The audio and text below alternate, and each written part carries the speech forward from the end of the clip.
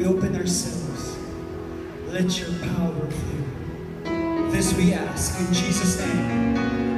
In Jesus' name. In Jesus' mighty name. Amen. In the name of the Father, and of the Son, and of the Holy Spirit. Amen. A big hand to God. Hallelujah.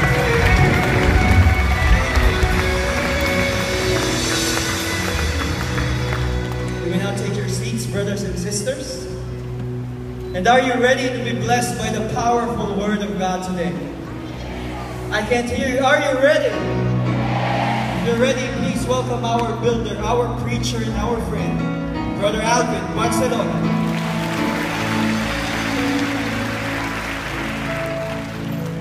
Good afternoon and welcome to the feast, the happiest place on earth. Come on, if you're blessed, let me hear some noise, please. Alright. Thank you to Brother JB, our worship leader, to our fantastic worship team, our dancers, our singers, our band. And once again, welcome to this fantastic, liberating series, The Simple Life. And today we're going to talk about toys. But before that, it's my delight every time I get a chance to go around and shake hands with those who come earlier. And can I see a raise of hands for those who come for the first time, please, first timers? Let's clap our hands for them. Thank you so much. Those who brought you into the feast, thank you. We love you. And we pray that you make the feast every Sunday your second home. At the end of the feast, we want to invite you here, near the stage. We want to pray with you, pray for you, and give you this little souvenir called the Novena to God's Love, a remembrance of your coming to the feast. And as I was saying, it gives me so much joy every time I get the chance to go around and meet some people and have a small chat. In fact, I want to make special mention to Chris here from Ohio. Let's clap our hands for him. It's his third time in the Philippines. And welcome to the country, welcome to the feast. And thank you for being here. And then, you know, I also discovered we've got a lot of babies being brought to the feast. Pero alam niyo, pinakabata, na the youngest baby I've met a while ago is a 1-month-old baby.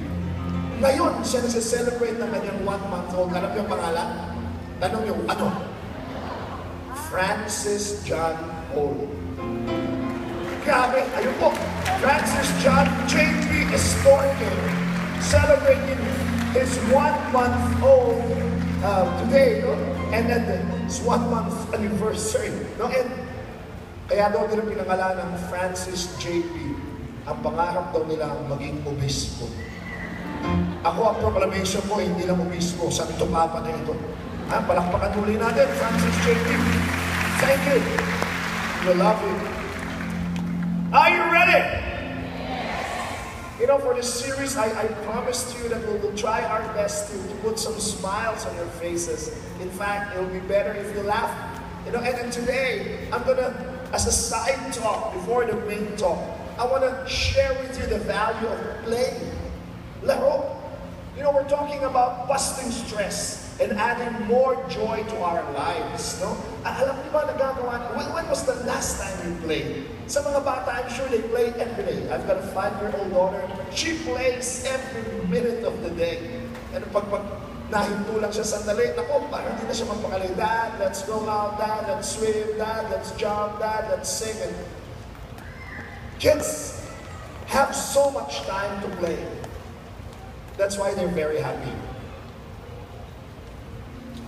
I'm going to ask you again, adults, when was the last time you played?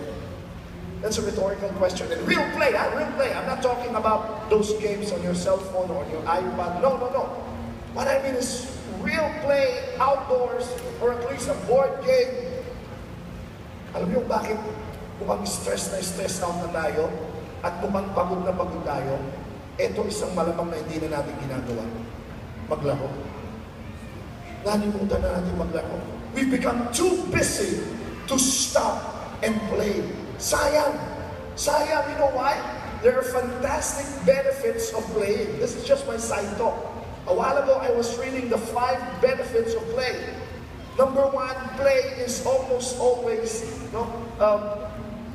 an opportunity to laugh. Diba, for the past 2 talks, I was telling you about even fake laughter will produce endorphins in your body.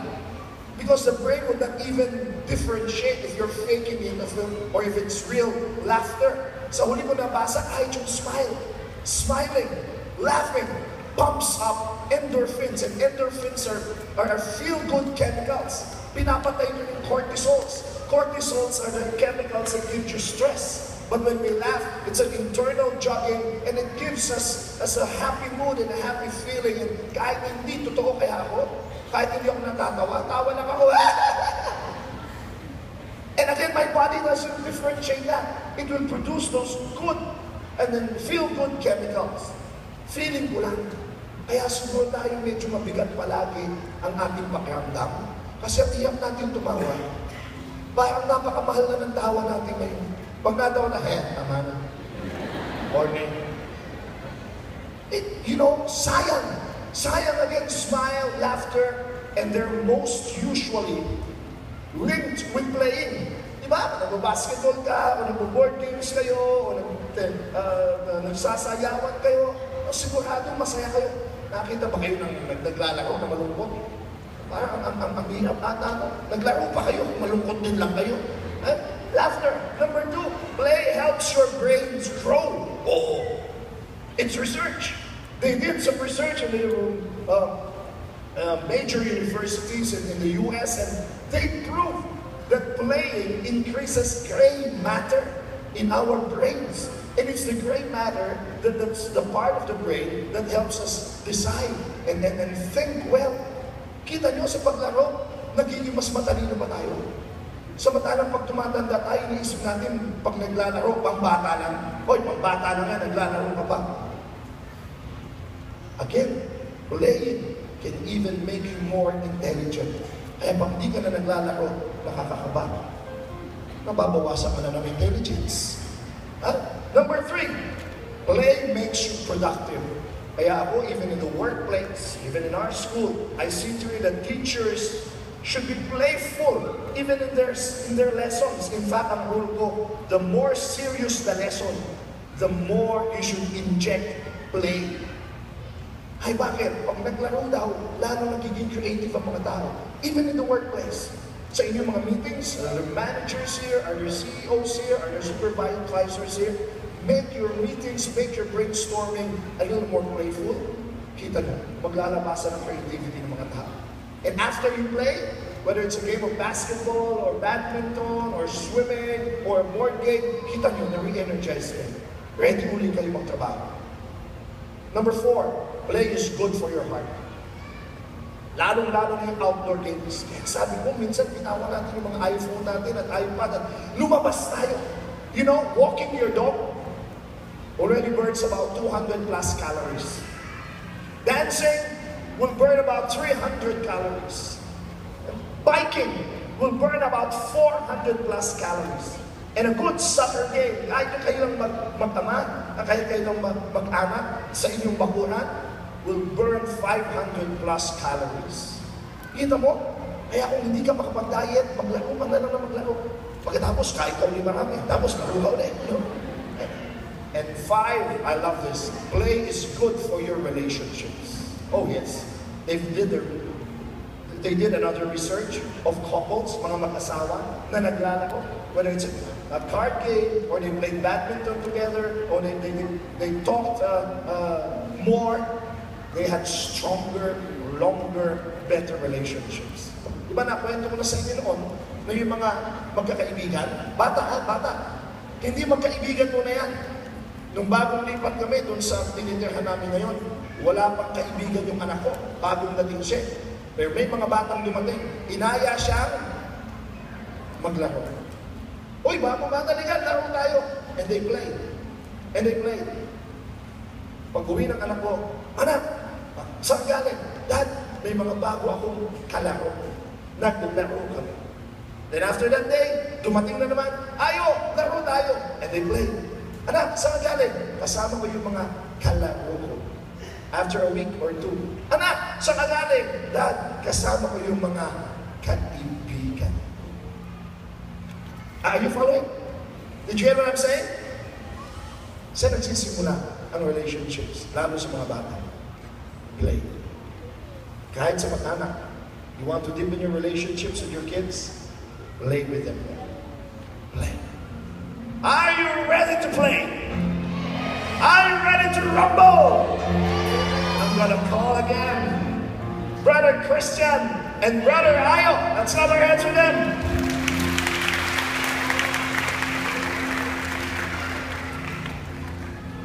But, are you serious?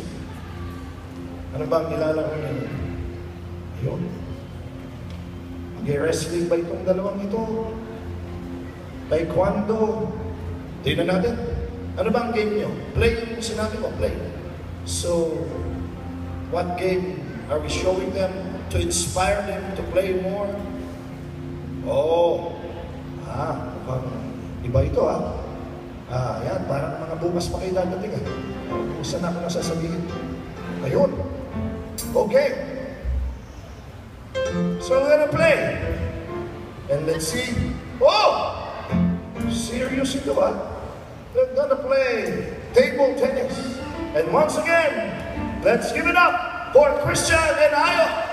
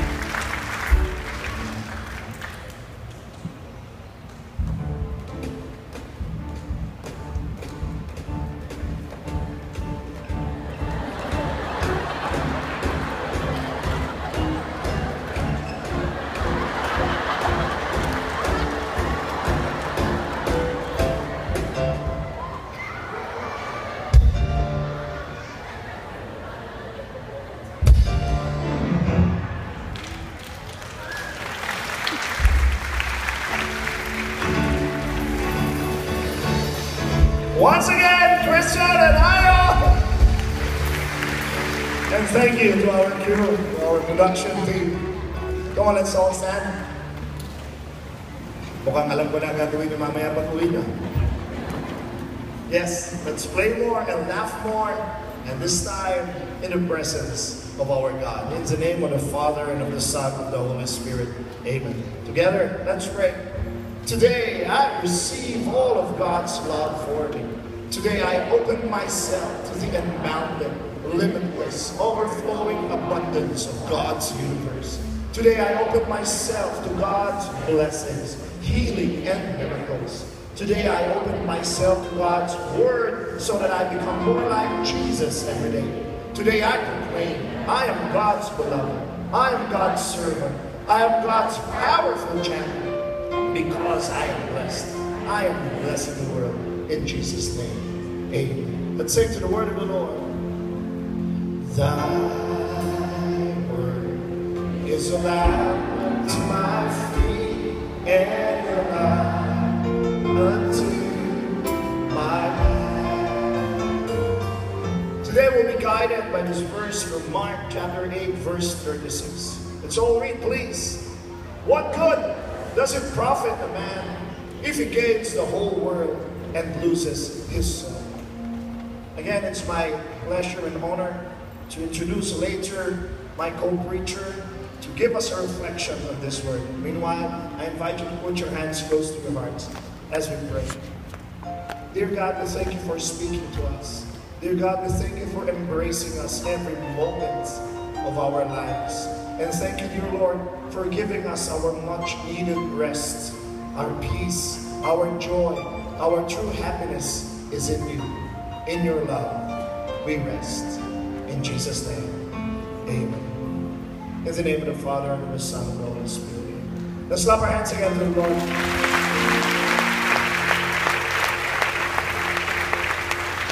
Tell the person beside you, God will speak to you today. You may take your seats as we welcome our co-preacher for today, Brother J.C. Libira.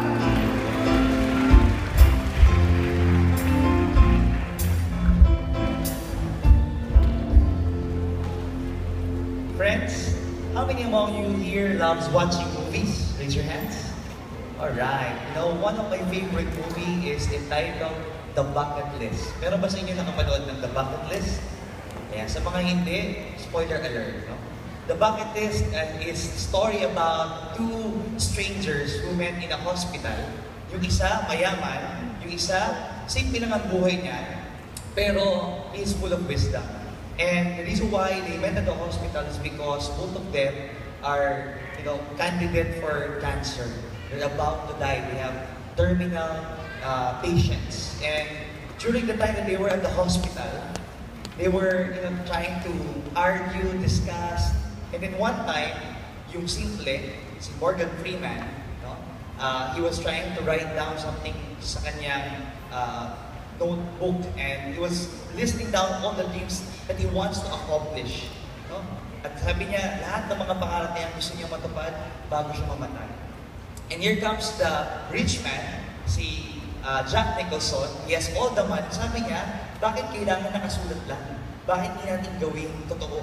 I have all the money, we have a few months to live, then let's make it come true. And true enough, they did a lot of crazy things. No? They went, bungee jumping, nag-skydiving sila, ang daming ng mga ginawang mga pangarap na tupad nila. And one thing that I won't forget is a scene where they were on top of the pyramid. Maybe some of you can remember that you've seen the movie. Nagkakwentuhan sila of what will happen, when we die. And of course, syempre philosophically speaking, nag-share full of wisdom si Morgan Freeman. Sabi niya, with the Egyptians, when they die, they will be asked two questions. Dalawang tanong.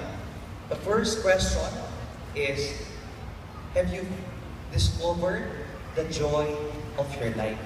Na-discover mo ba ang ligaya at pag-ibig ng buhay? Sige, can you ask the person beside you, have you discovered the joy of your life? Have you discovered the love of your life? At pag nasagot mo yung first question, sabi, you can go to the second question. And the second question is, now that you've discovered the joy and love of your life, have you shared this to the world? Can you ask the person beside you, have you shared this to the world? Ngayon, na-discover mo na ang ligaya at pag-ibig ng buhay mo, na ibahagi mo ba ito sa iba? And you know, my dear friends, you know, the law of reciprocity, everybody say reciprocity, is very important. Actually, right now, it's happening. It's so powerful that it can, you know, make your life change, and it can change also the life of others. So I want you to do this. Everybody, sige, sit properly. Sige po tayo ng maayos. Ayan. And then I want you to take a deep breath. Inhale, exhale. Inhale through your nose, exhale through your mouth. Yung iba kung maka-inhale, parang gustong simutin yung katabi. Tapos yung iba mo kung maka-exhale, parang nananakot lang sabi. Okay, huwag yun ang pahulaan mo nung kinain nyo. So again, inhale, exhale. Let's try to do this. Inhale, inhale, inhale, inhale. O diba mahirap? In life, it's not always when you always receive that you win the most. It is when you also give. You receive and you give. So say to the person beside you, give and receive. That's why it's very important. You will receive much more than what you give away. Whatever it is that you have right now, your position, your power, but the money that you have, the fame, whatever it is that God has given you. That's why when you talk about money, money is a symbol of value. How many here you are working? Mga nagtatrabaho, raise your hands. How many here you're into business? Business? Gusto mag-business. Tamang-tama, kakatapos na ng Jesus entrepreneur natin. And their very important question is, how can I add value? No wonder why those people, pag inunan nila yung customer nila, pag inunan nila yung kanilang kliyente, that's when they are rewarded. It's not about always thinking about yourself, but you always think, what's the best for the other person? So, can you ask the person beside you, how can I add value in your life? And of course, for us to add value in life, we need to prepare for success. Yes? I have these questions. I want you to be answering me. How many here you want to become successful? Ang hindi magtaas, hindi maging successful. Tatakot na bigla, you know? How many here you want to pay off your debts? How many here you want to prosper? You want to have financial freedom? And it's very important. Sige, palagpakan natin yung bawat isa. But if you want to be successful, if you want to be financially free, we need to prepare for it. Kaya naalala ko one of the story of Brother Bo Sanchez. One time now, there was this girl, medyo pa-baby yung girl. Tapos lumapit kay Brother Bo, excited. Brother Bo, I really want to have a car. Talaga, you want to, opo, every time na lang pabalik-balik siya kay Brother Bo, I want to have a car. Tapos, after 6 months, tinanong ni Brother Bo, kumusta? Do you already have a car? Wala pa po. And, sige, I want to ask you some questions. Number one, may license ka na ba? Do you have a license? At sabi niya, wala po. I have no license. And then, how about, do you know how to drive?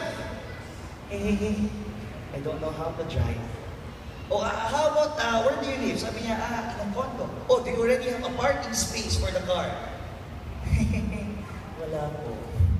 Tapos bigla siyang nahimas-masa, no? And it was a awakening for him. It was a wake-up call. The reason why he was not able to get the car is because he is not prepared. She is not prepared to have the car. So if you want to be successful, say to the person beside you, prepare for your success. And you know, today you will discover that there are 4 prescriptions for you to be truly rich. Are you ready? I can't hear you. Are you ready? Yes. Let me call back Brother Alvin Barcelona. Once again, Brother JC. Thank you. Everybody say 4 prescriptions to prepare ourselves for true and real prosperity. Prescription number 1. Everybody say delight. Gusto ko ito. Sabi niya kasi, simplify your rules of happiness. Everybody say that again. Simplify your happiness. Isa sa mga hindi ko makalimutan pare, si Father Garcia. Pare namin siya noon doon sa Marilao. Tapos we love to eat together. We ate in one of our friends' house. Tapos yung kaibigan namin naglabas ng inihaw na bangus na binalot sa foil. Tapos nung nakita ko, kung binubuksan ang bango, kinain ko ang sarap, naluha ako. Naluha ako sa sarap at sa bango. Sabi ko kasama ko, Uy Alvin, nakakaya ka, ang babaw mo, bangus lang iniyakan mo. Father Jimmy Garcia, nadinig niya yung comment ng kaibigan ko kasama. Sabi niya, Uy, alam niyo, yung ganyang mabababaw ang kaligayahan at ang daling masayahin, yan ang malalapit sa Diyos. Ha! Wait lang ang yaman. Umiyak pa ako lalo sa bangus. And until now, mababaw ang kaligayahan. Sumasakay naman ang plano, madalas, hindi naman mababaw yun. Not everyone gets to have that privilege. But I take the airplane, and I open the window, and I see the clouds. I can cry. Tanong yung ilang beses na ako sumasakay sa plano. Hindi ko na mabilang. Probably 1,000 times. But every time I see the clouds, I just, I marvel and I'm in awe. I'm at awe at the beauty of nature and the wonder of the world. At ito na-discover ko. Kapatid, pag masyado ng mataas ang standard ko ng kaligayahan, parang kalungkot mo na. Kasi ang hirap ko ng pasayahin. Alam niyo yun? Kaya uulitin ko sa inyo, yung mga bata, ba't masaya? Kasi yung mga bata, pag lang kasama, magmamagic lang ako. Yung mga bata, patatayin ko to, 1, 2, 3, tada! Tada! Palakpakan na sila. Pag napatayo ko, mga pinsan ko, nagmamagic ako, palakpakan, galing mo yan. May nangyari sa mga pinsan ko. Tanong nyo ano? Lumaki na sila.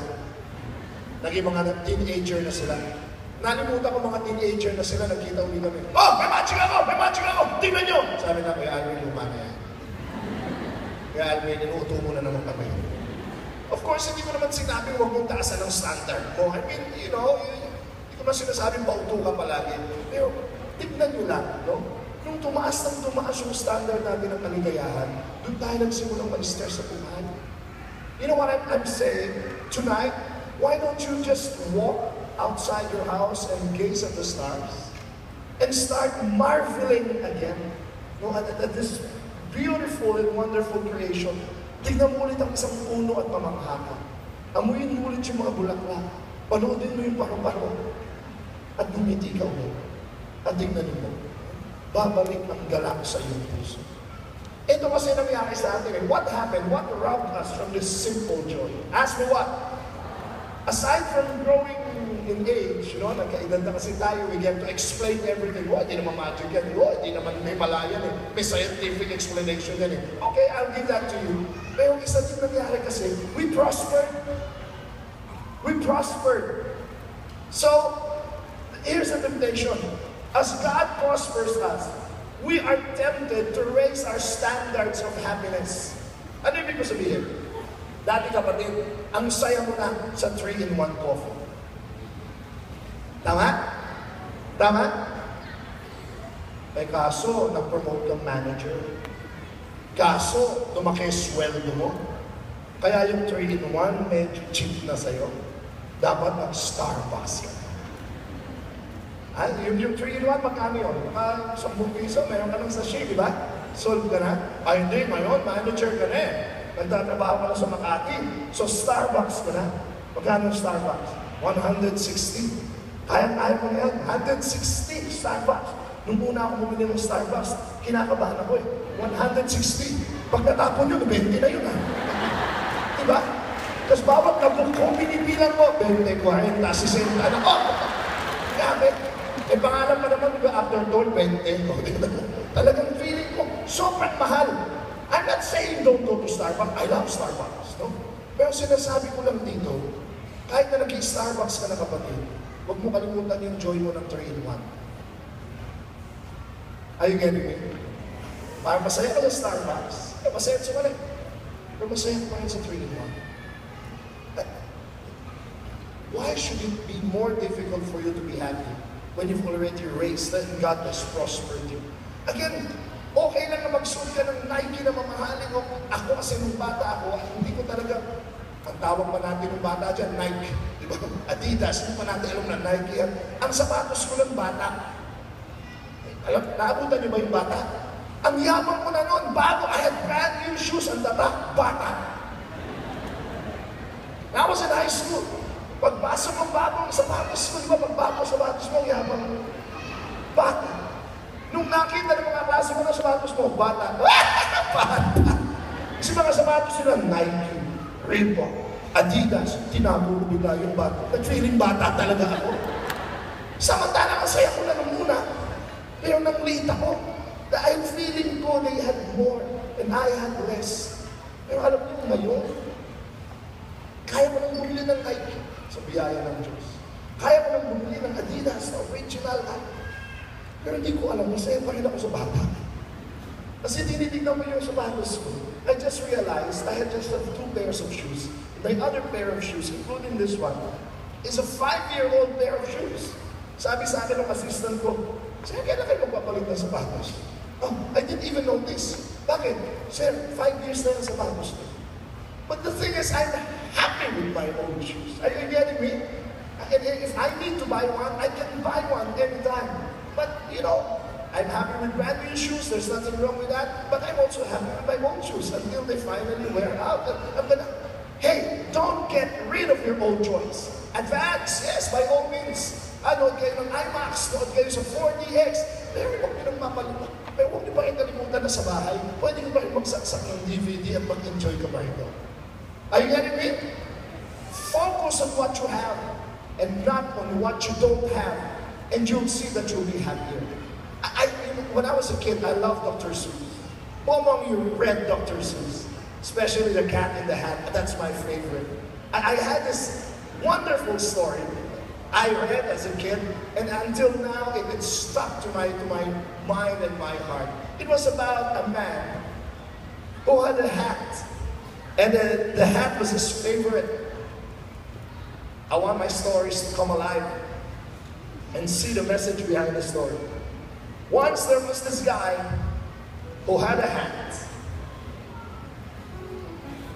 Familiar guy? He loved his hat. It was a blue hat, and it just fit him perfectly. But there was one problem with the hat. Ask me what? It was old. It was already old. So sabi niya, I need a new hat. So he threw his old hat and went to the hat store. Oh, familiar ulit. And this hat man offered him different kinds of hat. But there was one problem. Every hat would have a problem. No. The hat guy gave him the first hat, but it was just too big. The second hat, it was too small. He gave another hat, but it was too short. And the other hat that he offered was just too tall. Oh, they offered more hat. One hat was just too heavy. And the second hat was just too light.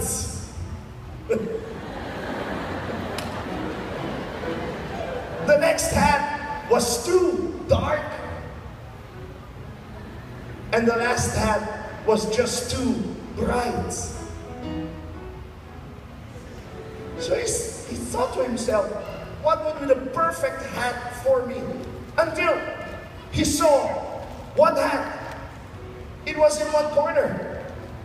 And he fit the hat, tried the hat. It wasn't too big. It wasn't too small. It wasn't too flat. It wasn't too tall. It wasn't too heavy. It wasn't too light. It wasn't too dark. It wasn't too bright. It was perfectly right. And it was his old hat.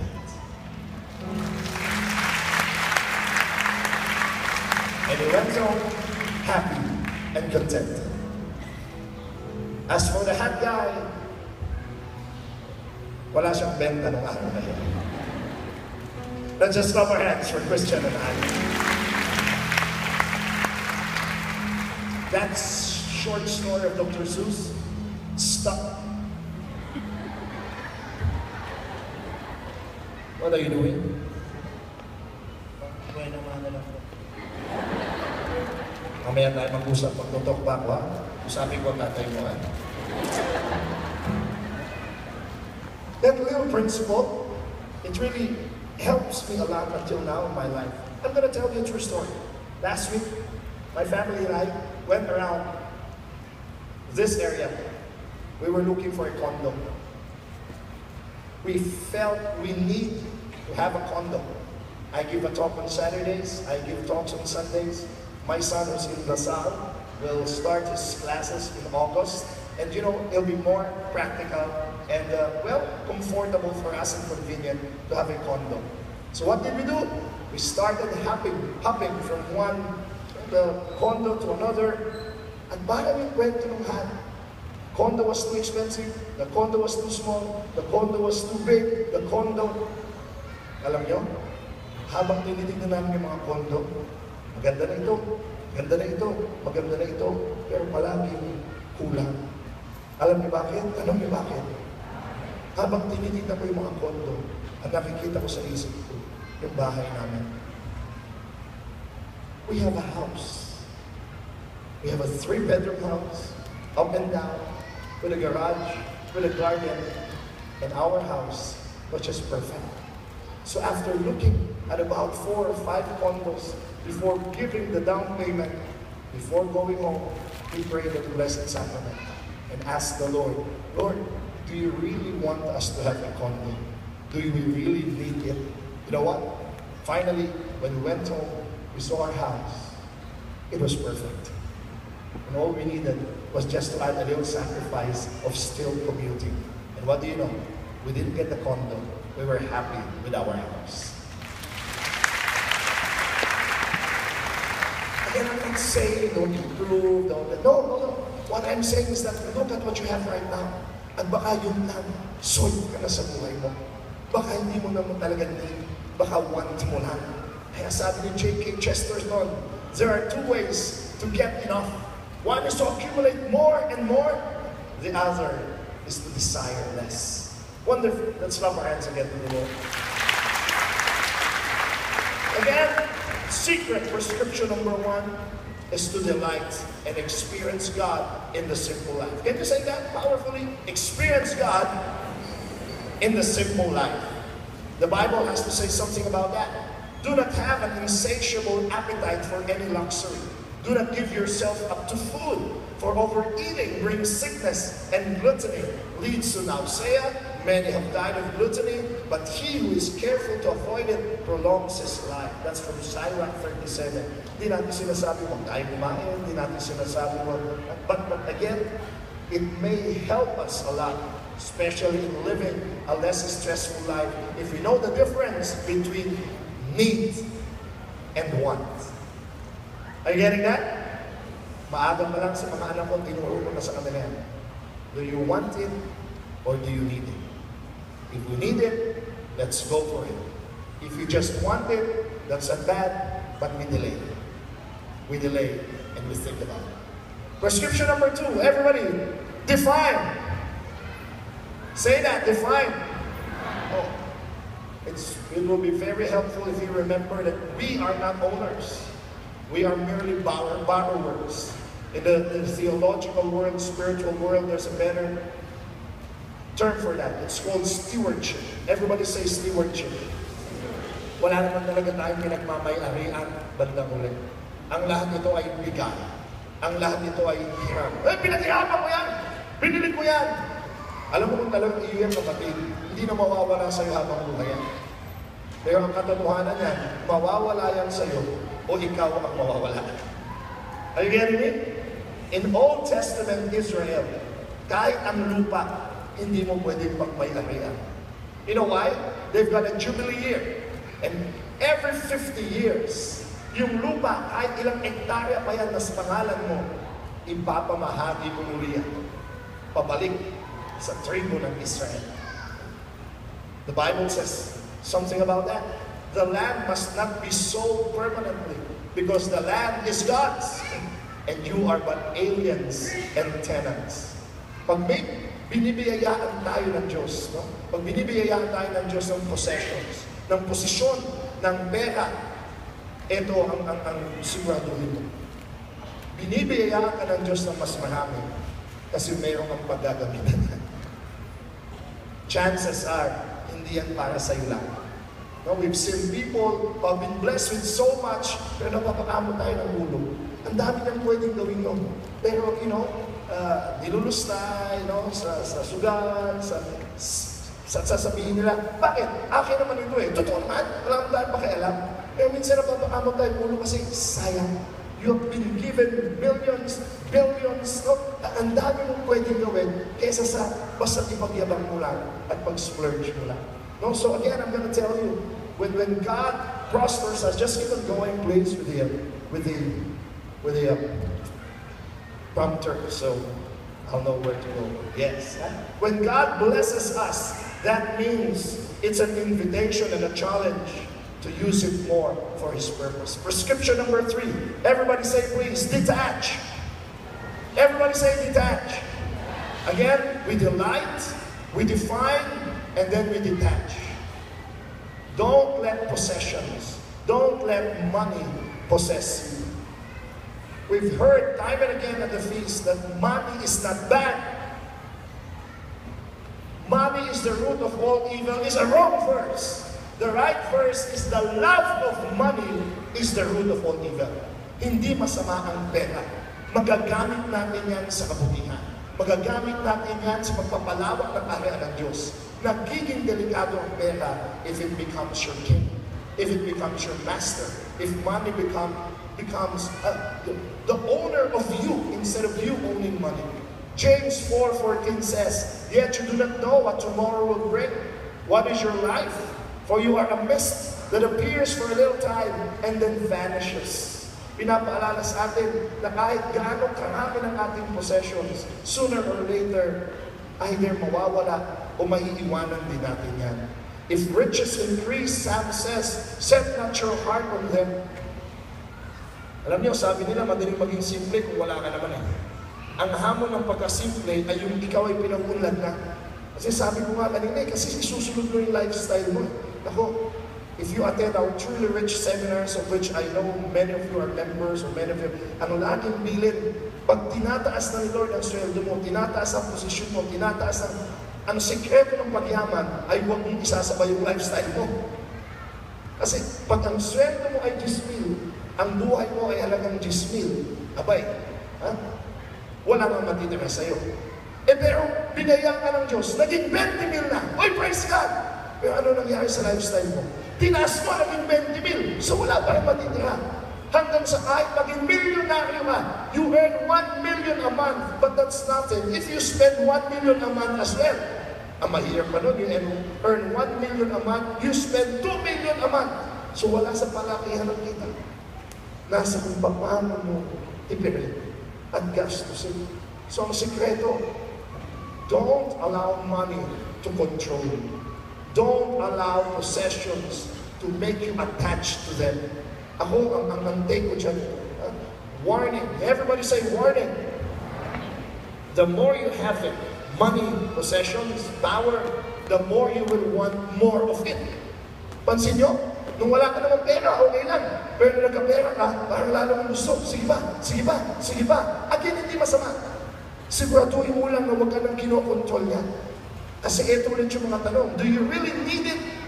Are you really able to use all of them? For example, possessions. I'll give you a classic example. A very practical example. Tinignan niyo ba kung ano laman ng closet ninyo? Mga damit, mga sapatos, mga bags. Walang masama dyan. You worked hard for them. Pero itong sunod kong tanong, nagagamit niyo pa ba lahat yan? Are you getting me now? Kasi kapatid, kung hindi mo na nagagamit yan, baka meron na dapat gumamit yan na sayang, iniipis lang at naluluma lang. Are you getting what I'm saying? It's not bad to have lots of clothes, lots of shoes, pero kung hindi mo na nagagamit, sayang. You know, my take on this, you can have much, we can have much, but just don't be attached. What's the antidote to being attached? Paano mo malalaman kung hindi? Kahit marami ako dyan, hindi ako attached dyan. Paano mo malalaman? Ask me how. Amigay mo. Antidote to attachment, give them away. Ako, my sincere challenge and invitation to you, at least once a year, ina-unburden mo, ina-unload mo yung closet at itira mo lang yung kailangan mo at gagamitin mo at yung the rest, bigay mo lang. Bigay mo na sa mga mag-anak mo, bigay mo na sa mga kapitbahay mo, nakikita mo kung paano makakapagpasaya ka pa. Imbis na yung mga ipis na nagpe-pesta doon sa closet.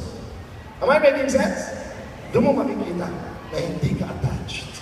I'm going to talk about that later more. But I want to go to prescription number 4. Everybody say this, diversify. Oh, I love this. We invite you to exchange your earthly currency to eternal currency. Everybody say eternal currency. We have this little story about Nanay Corinne. You know Nanay Corinne? Nanay Corazon, who owns National Bookstore.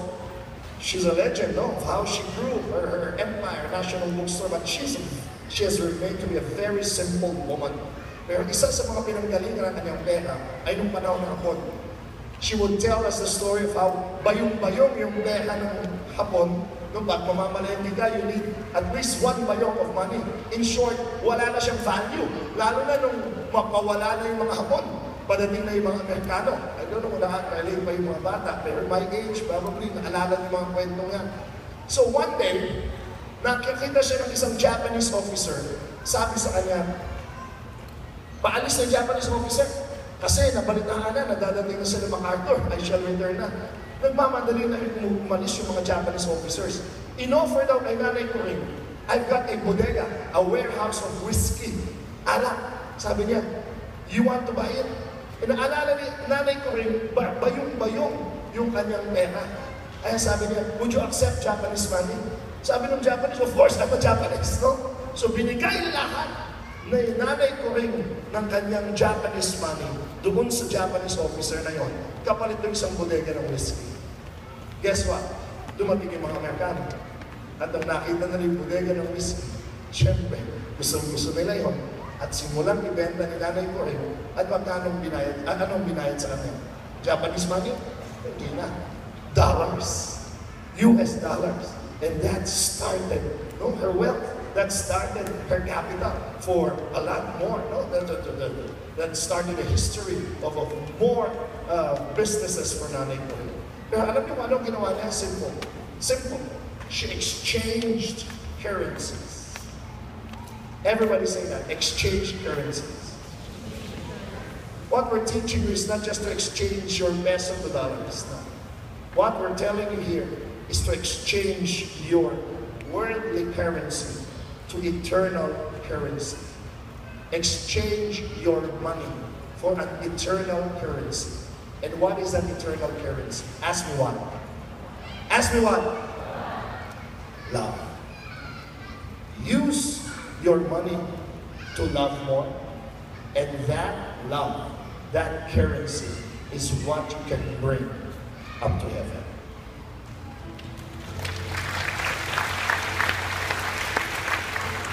You know, this talk is also entitled Toys, because as I've said, I think last week, we really never outgrow toys. No, when we were kids, gusto natin mas maraming tayong laruan. Pero na tayo tumatanda, ayaw na natin ng mga laruan, hindi totoo yun. We just replaced our toys with possessions. No, possessions at home, cars. Again, they're not wrong. They're not intrinsically wrong. But if we get attached too much to these toys, the reality is, all of these toys, we cannot keep. And the only toys that we keep are those that we replace for love by giving them away. I end my story, I end my talk with a story I told you again before. Yung anak ko si Ayon, one of the 2 actors. Nung bata siya, I remember I wanted to walk the talk and I wanted to teach my son early on. He was, I think, about 4 years old, 5 years old then. Ang dami na niyan mga laruan. They were baskets and there were containers of toys. At marami doon hindi na nila nagagamit. At magpapasko na. And so there were lots of kids who would, go caroling. I was teaching my son now how to share.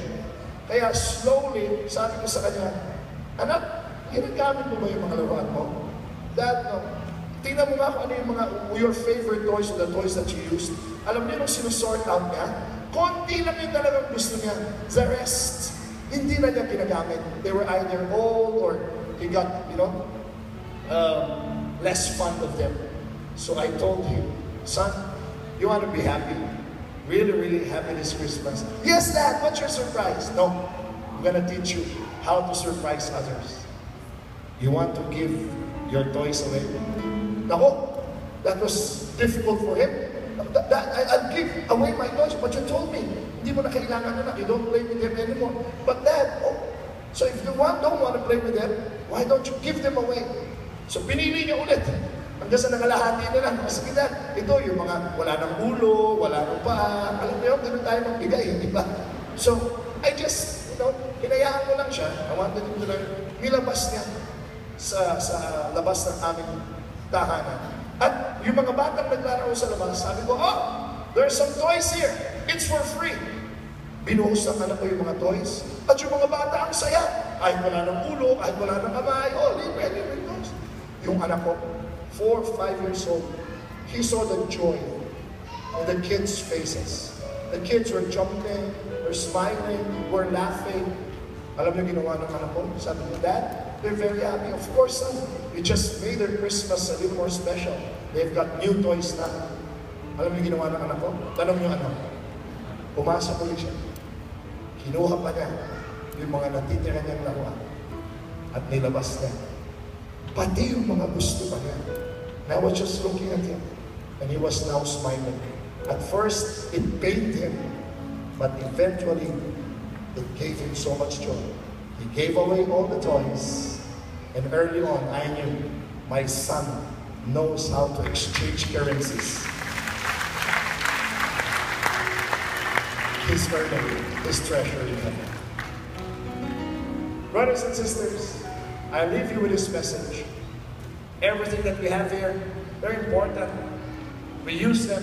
We worked hard for them. But again, someday, they're going to leave us, or we're going to leave them. So the question is, you want to exchange currencies now? By using them, giving them away for love. Hayaan mo kayong manalangin sa awitin ito. Sa ngalan ng Ama,